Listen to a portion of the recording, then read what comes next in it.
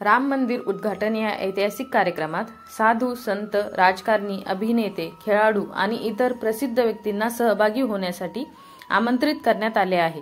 स्वतंत्र भारतातील हा सर्वात मोठा धार्मिक कार्यक्रम ठरणार असल्याचे मानले जात आहे.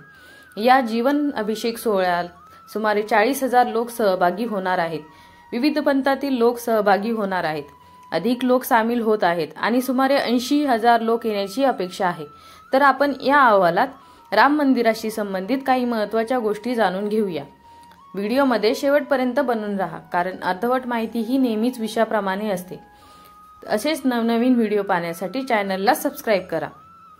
राम मंदिराच्या उभारणीचा इतिहास हा अयोध्येशी निगडीत आहे. प्राचीन कौशल साम्राज्याची राजधानी आणि प्रभू रामाचे जन्मस्थान अयोध्या आहे. हिंदू धर्म मानतो की भगवान राम हे विष्णूचे अवतार होते, पण नंतर काही लोक भारतात आले तेव्हा त्यांच्या जन्मस्थानी एक मशीद बांधली गेली. इसवी सन शतक 1980च्या दशकात राम विश्व हिंदू परिषद भाजपाच्या नेतृत्वाखाली होती. मंदिराच्या बांधकामाबाबत एक चळवळ उभी राहिली. न्यायालयाच्या आदेशानंतर भारतीय पुरातत्व सर्वेक्षण विभागाने सर्वेक्षण केले. या पाहणीत असे साक्षीदार सापडले ज्यांनी सांगितले की पूर्वी मशिदीच्या जागी हिंदू मंदिर होते. त्यानंतर 2019 मध्ये न्यायालयाने हिंदूची बाजू घेतली. राम मंदिराची रचना कोणी केली? राम मंदिराच्या डिझाईनची ही रचना सोमपुरा कुटुंबाने केली आहे. मंदिराच्या डिझाईनची जबाबदारी या कुटुंबावर आहे. 100हून अधिक मंदिरांची रचना करण्यासाठी हे कुटुंब जगप्रसिद्ध आहे. या मंदिराचे मुख्य डिझायनर चंद्रकांत सोमपुरा असून त्यांची 2 मुले आशिष आणि निखिल सोमपुरा यांनी त्यांना मदत केली आहे. अयोध्या राम मंदिर हे देशातील सर्वात मोठे मंदिर ठरणार असल्याचा दावा केला जात आहे. डिझाईन करणाऱ्या सोमपुरा कुटुंबियांच्या म्हणण्यानुसार मंदिराची रचना, मंदिराची उंची सुमारे 161 आसने असणार असून त्यांचे क्षेत्रफळ 28,000 चौरस फूट आहे. मंदिराच्या उभारणीतील 2,587 परिसरातील पवित्र मातीचा वापर करण्यात आला आहे असे सांगण्यात येते. या नवीन मंदिराच्या बांधकामात झाशी, बिथुरी, यमुनोत्री, हल्दीघाटी, चित्तोडगड, सुवर्ण मंदिर अशा इतर भागातील मातीचा समावेश आहे. मंदिराच्या बांधकामात स्टील आणि लोखंडाचा वापर करण्यात आलेला नाही. श्री राम जन्मभूमी तीर्थ क्षेत्र ट्रस्टच्या म्हणण्यानुसार सरचिटणीस चंपत राय यांनी सांगितले की मंदिराच्या बांधकामात स्टील किंवा लोखंडाचा वापर करण्यात आलेला नाही. त्यात प्रामुख्याने दगडांचा वापर करण्यात आलेला आहे. पुढील 1000 वर्षापर्यंत मंदिराला कोणत्याही प्रकारच्या दुरुस्तीची गरज भासणार नसल्याचा दावा केला जात आहे. मंदिराच्या उभारणीत विशेष रस वापरण्यात आला आहे. रामायणानुसार श्रीराम लंकेवर आक्रमण करत असताना समुद्र पार करण्यासाठी रामसेतू बांधण्यात आला होता.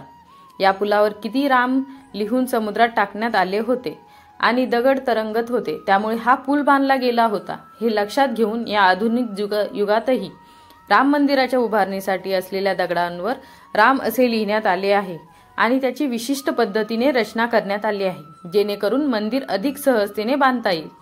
मंदिराच्या बांधकामात शास्त्र आणि चालू शैलीचा वापर करण्यात आला आहे. राम मंदिराचे बांधकाम वास्तुशास्त्र आणि शिल्पशास्त्रानुसार करण्यात आले आहे. मंदिराची रचना पुरातन शैलीत करण्यात आली आहे. 22 जानेवारी 2024 रोजी रामलल्ला अभिषेक सोहळ्याच्या तयारीसाठी थायलंडवरून माती आणण्यात आली आहे. यापूर्वी थायलंडने राम मंदिरासाठी 2 नद्यांचे पाणी पाठवले होते. मित्रांनो, अयोध्येची प्रतिकृती थायलंडमध्येही मंदिर बनवण्यात आले आहे. राम मंदिराचा तळमजला कसा आहे? राम मंदिराचा तळमजला भोवतालच्या डिझाईनमध्ये प्रभू रामाच्या कथा आहेत. श्रीरामाचा जन्म आणि बालपण चित्रित करण्यात आले आहे. डिझाईन मंदिराच्या रचनेत प्रभू रामाचा दरबार दर्शविला आहे. मंदिराच्या बांधकामासाठी गुलाबी वाळूचा दगड वापरण्यात आला आहे. गुलाबी वाळूचा खडक भरतपूर, राजस्थान येथून आला आहे. राम मंदिराच्या आकृत्या काय सांगतात?